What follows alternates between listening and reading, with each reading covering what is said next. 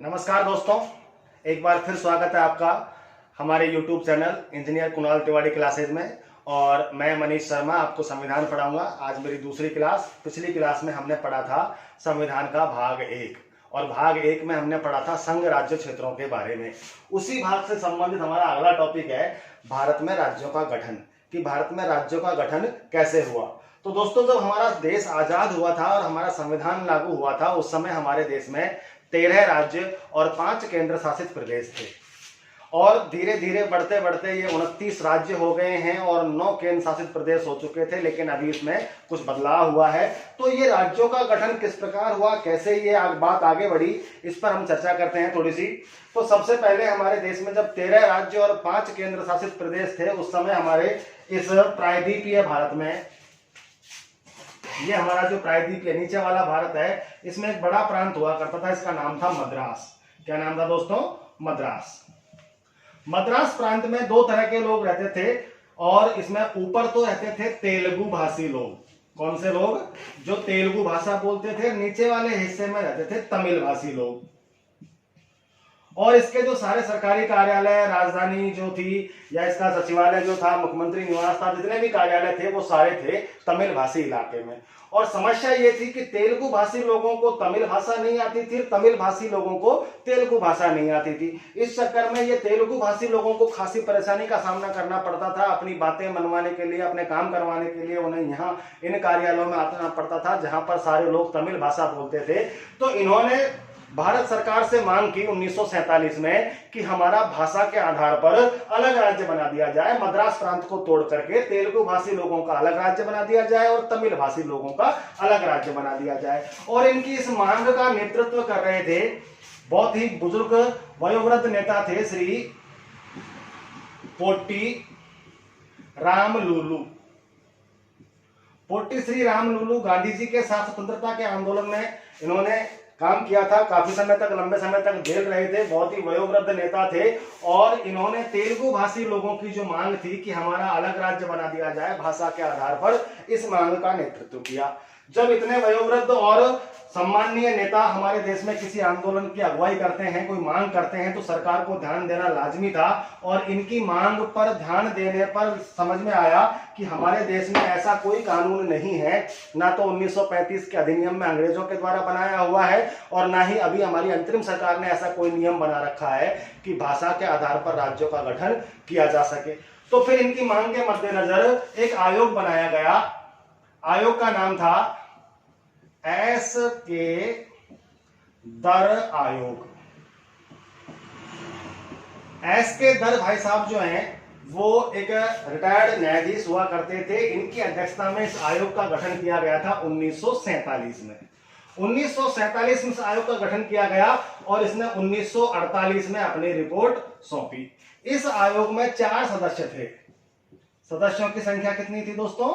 4 सदस्य थे। और 1948 में इसने अपनी रिपोर्ट पेश की। इसने अपनी रिपोर्ट्स में कहा कि भाषा के आधार पर राज्यों का गठन नहीं किया जा सकता। जब इनकी ये बात पोट्टी श्री रामलुलु को और तेलुगु भाषी लोगों के आंदोलनकारियों को पता चली, तो वो नाराज हो गए। उन्होंने कहा कि सरकार हमारी जायज मांग के ऊपर ध्यान नहीं दे रही है, तो उन्होंने आंदोलन तेज कर दिया। उसी समय 1948 में हमारी अंतरिम सरकार की जयपुर में मीटिंग चल रही थी। वहां पर यह बात उठाई गई कि भाई जो है, पोट्टी श्री रामलुलु बहुत ही सम्माननीय नेता रहे हैं हमारे देश के, और वो पृथक तेलुगु राज्य की मांग कर रहे हैं। और एक आयोग बनाया गया जिसने उस मांग को ठुकरा दिया है, मना कर दिया है, कह दिया है कि भाषा के आधार पर राज्यों का गठन नहीं किया जा सकता। एस के दर ने कहा कि भाषा के आधार पर राज्यों का गठन नहीं, राज्यों का गठन किया जा सकता है केवल और केवल प्रशासनिक सुविधा के आधार पर, कि एक प्रशासक एक जगह से इतने बड़े इलाके के ऊपर शासन अच्छे से कर सकता है, तो वो सारा इलाका एक राज्य कहलाएगा, चाहे उसमें कितनी भाषाओं को बोलने वाले लोग रहते हों। भाषा के आधार पर अलग राज्य का गठन नहीं किया जा सकता।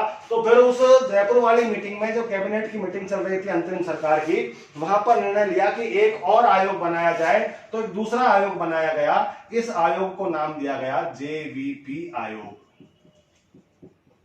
जेवीपी आयोग 1948 में गठित किया गया और इसने 1948 में ही अपनी रिपोर्ट सौंप दी। इस आयोग में 3 सदस्य थे। सदस्य संख्या कितनी थी इस आयोग की? 3। कौन कौन से? जे का मतलब जवाहर लाल नेहरू, वी का मतलब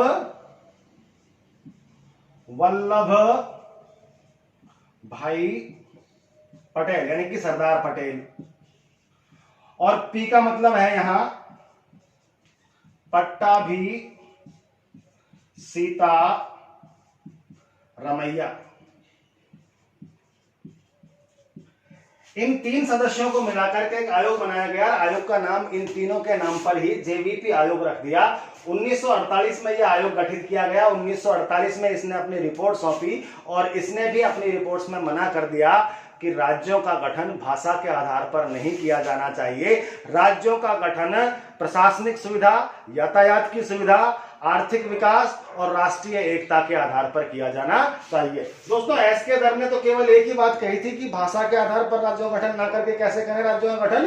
प्रशासनिक सुविधा के आधार पर। इन्होंने प्रशासनिक सुविधा में 3 बातें और जोड़ दी कि प्रशासनिक सुविधा, यातायात की सुविधा, राष्ट्रीय एकता और आर्थिक विकास। इन 4 आधारों पर ही राज्यों का गठन किया जाना चाहिए। भाषा के आधार पर राज्यों का गठन नहीं किया जाना चाहिए।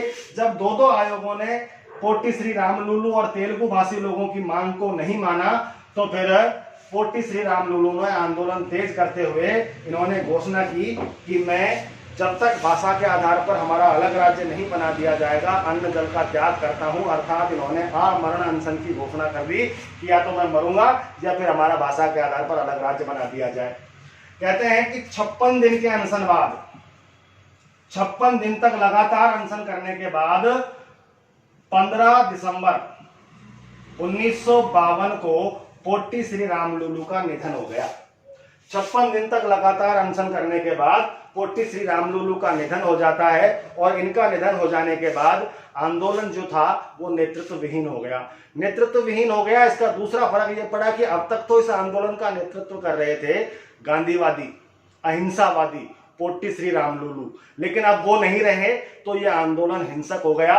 तेलुगु भाषी लोग ऊपर अपने इलाके से तमिल भाषी इलाके में आए और वहां पर सरकारी संपत्ति में तोड़फोड़ करें, आगजनी करें, मारपीट करें, दंगा फसाद करें।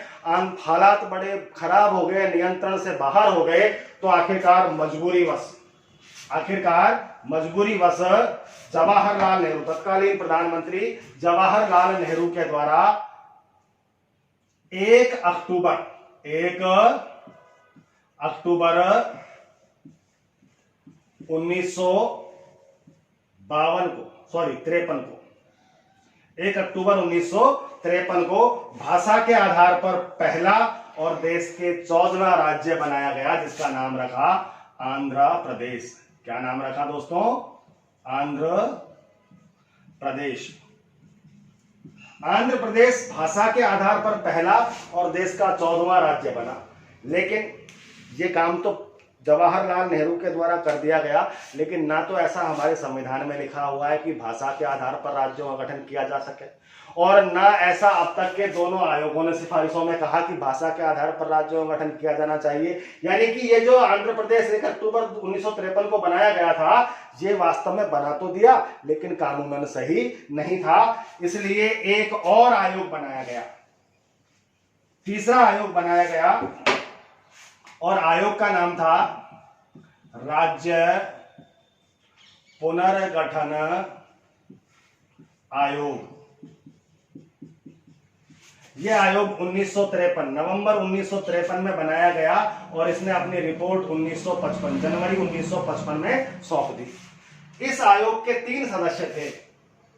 पहले सर सैयद फजल अली। क्या नाम था दोस्तों? सर सैयद फजल अली। फजल अली इस आयोग के अध्यक्ष भी थे। दूसरे मेंबर थे इस आयोग के हृदय नाथ कुंजरू। क्या नाम है दोस्तों? हृदयनाथ कुंजरू। और तीसरे मेंबर थे इस आयोग के एम पनिक्कर। क्या नाम है दोस्तों? के एम पनिक्कर। 3 सदस्य थे इस आयोग के, जिसके अध्यक्ष थे सर सैयद फजल अली। 1955 में इस आयोग ने अपनी रिपोर्ट सौंपी और इसने अपनी रिपोर्ट्स में कहा कि भाषा के आधार पर राज्यों का गठन किया जा सकता है। भाषा के आधार पर राज्यों का गठन किया जा सकता है। और जब हरी झंडी इस आयोग के द्वारा मिल गई तो फिर भारतीय संसद में एक विधेयक पारित किया गया, एक विधेयक प्रस्तुत किया गया। उस विधेयक का नाम है राज्य पुनर्गठन अधिनियम 1956। राज्य पुनर्गठन अधिनियम 1956 में भारतीय संसद में प्रस्तुत किया गया। 1956 में ही यह अधिनियम पारित हो गया, जिसके पारित हो जाने से भारतीय संविधान में करना हुआ 7वां संशोधन। क्या हुआ? 7वां संशोधन।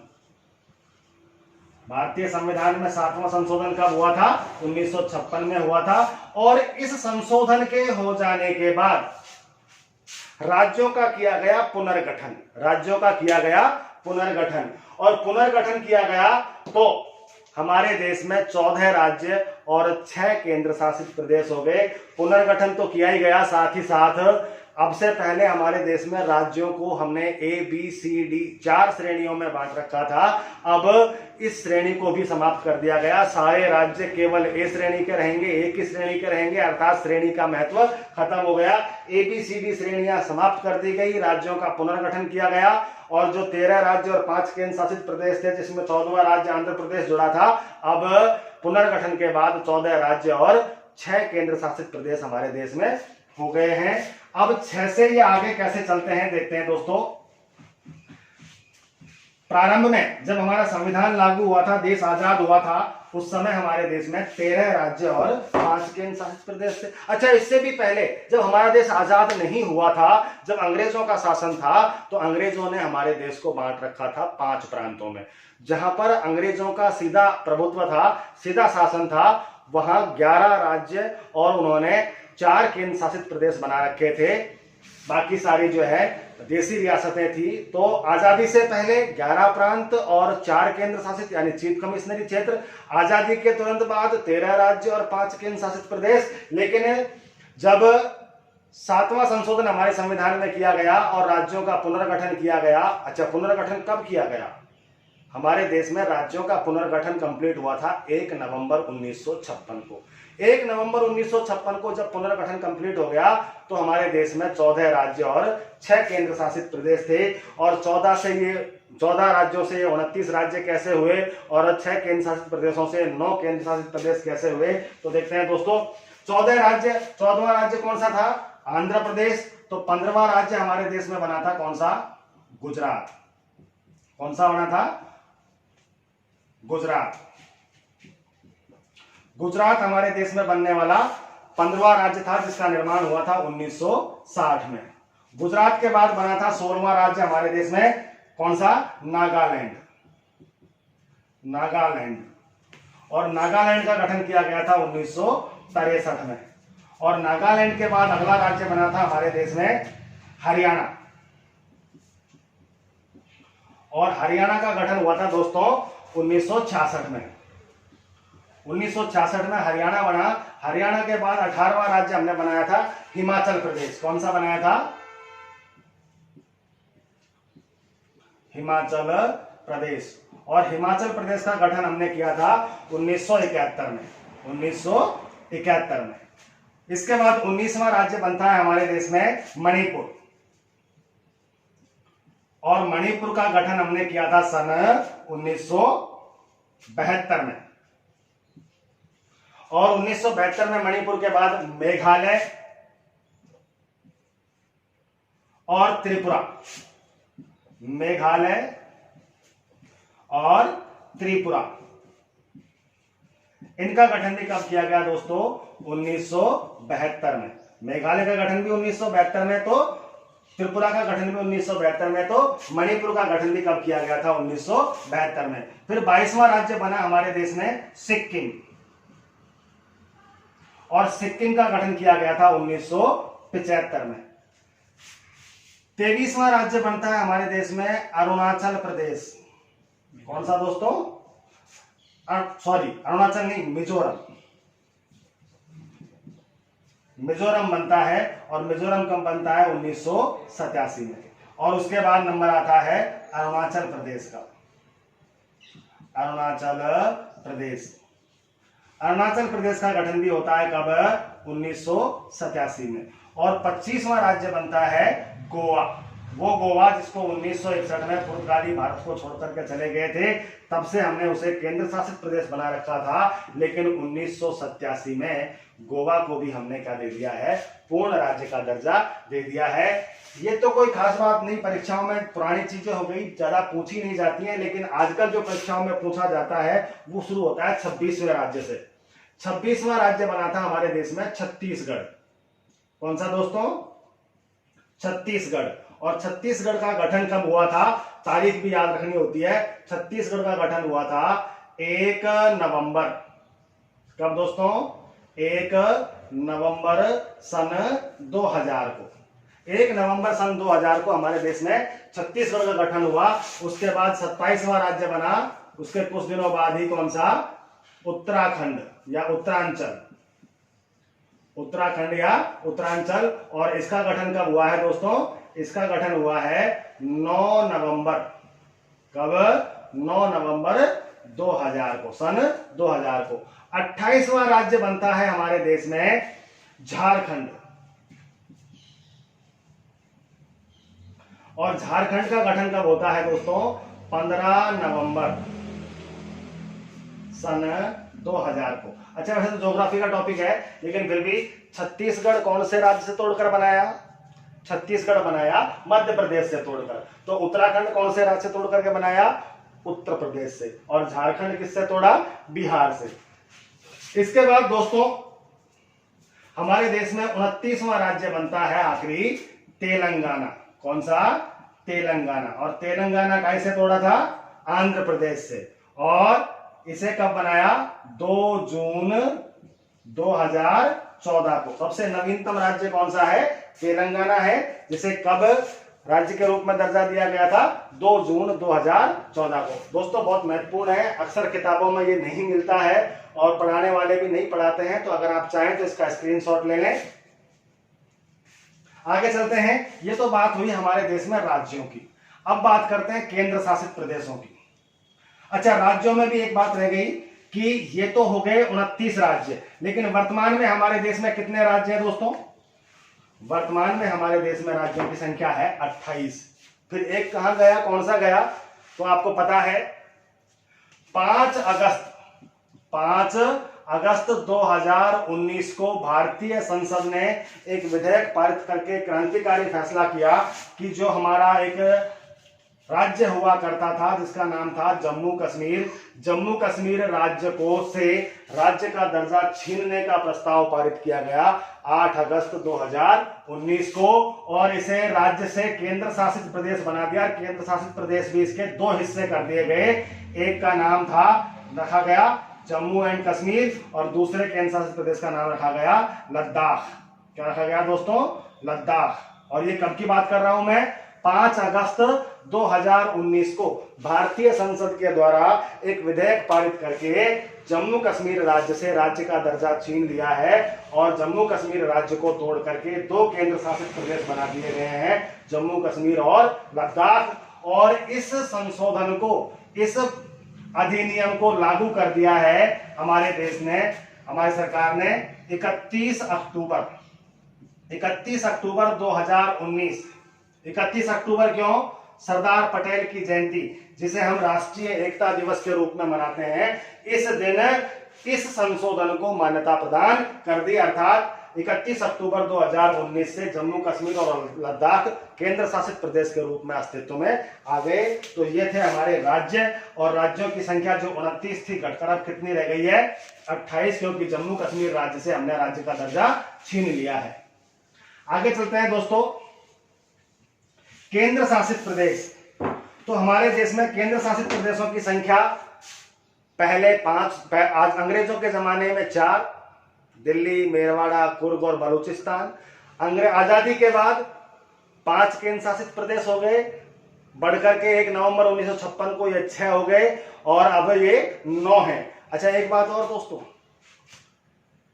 जो मैं 5 और 6 और 4 केंद्र शासित प्रदेश आपको बता रहा हूं, वो केंद्र शासित प्रदेश कोई और थे, और आज जो केंद्र शासित प्रदेश हैं ये कोई और हैं। क्योंकि वो जो केंद्र शासित प्रदेश थे जो आजादी के बाद हमने 5 बनाए थे या पुनर्गठन के बाद जो 6 हो गए थे, उन केंद्र शासित प्रदेशों को तोड़ तोड़ करके हमने उन्हें पूर्ण राज्य का दर्जा दे दिया है। लेकिन जो इलाका किसी भी राज्य में शामिल होने से रह गया, उस इलाके को हमने बना दिया है अब केंद्र शासित प्रदेश। और वर्तमान में हमारे देश में केंद्र शासित प्रदेशों की संख्या कितनी है दोस्तों? 9 है। पहला दिल्ली, कौन सा दोस्तों? दिल्ली। और दिल्ली का गठन कब किया गया था? 1956 में। कब किया गया था दोस्तों? 1956 में। दिल्ली के अलावा अंडमान निकोबार, इसे भी हमने कब बनाया केंद्र शासित प्रदेश? 1956 में। और इसके अलावा 1956 में ही एक और बनाया है हमने, कौन सा? लक्षद्वीप। लक्षद्वीप का भी हमने केंद्र शासित प्रदेश कब बनाया था? इसे 1956 में। इसके अलावा चौथा केंद्र शासित प्रदेश है हमारे देश में, कौन सा? पांडिचेरी। पांडिचेरी को आज आप पुद्दुचेरी भी कहते हैं। क्या कहते हैं? पुद्दुचेरी। इसका नाम बदल दिया गया है, पहले इसे पांडिचेरी कहते थे, अब इसे पुद्दुचेरी कहते हैं। और इसे हमने कब? 1961 में। 1961 में क्या बनाया? केंद्र शासित प्रदेश। इसके अलावा 5वां है हमारा दादर व नगर हवेली। दादर व नगर हवेली, इसे हमने 1961 में ही बनाया। छठा केंद्र शासित प्रदेश था हमारे देश में, है कौन सा? दमन दीव। दमन दीव। और इसे हमने बनाया था केंद्र शासित प्रदेश कब? 1962 में। और 7वां है चंडीगढ़। कौन सा दोस्तों? चंडीगढ़। और चंडीगढ़ को हमने कब केंद्र शासित प्रदेश बनाया है? 1966 में। 1966 में। इसके अलावा 2 नए जुड़ गए, एक जम्मू कश्मीर। और जम्मू कश्मीर कब केंद्र शासित प्रदेश बना है? 31 अक्टूबर 2019 को। और आखिरी केंद्र शासित प्रदेश कौन सा है? लद्दाख। लद्दाख को कब केंद्र शासित प्रदेश बनाया था हमने? वही 31 अक्टूबर 2019 को। तो केंद्र शासित प्रदेशों की संख्या कितनी हो जानी चाहिए? 9। लेकिन वर्तमान में हमारे देश में केंद्र शासित प्रदेश है 8। एक कहां गया? तो एक गया यहां। ये 2 केंद्र शासित प्रदेश थे, कौन कौन से? दादर व नगर हवेली और दमन दीव। 3 दिसंबर, कब दोस्तों?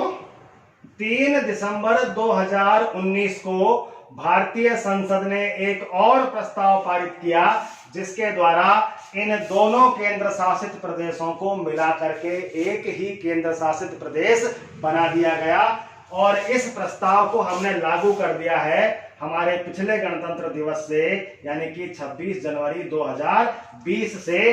दादर नगर हवेली और दमन दीव 2 केंद्र शासित प्रदेशों को मिलाकर के एक ही केंद्र शासित प्रदेश बना दिया गया है। और इसकी जो राजधानी रखी गई है वो रखी गई है दमन दीव।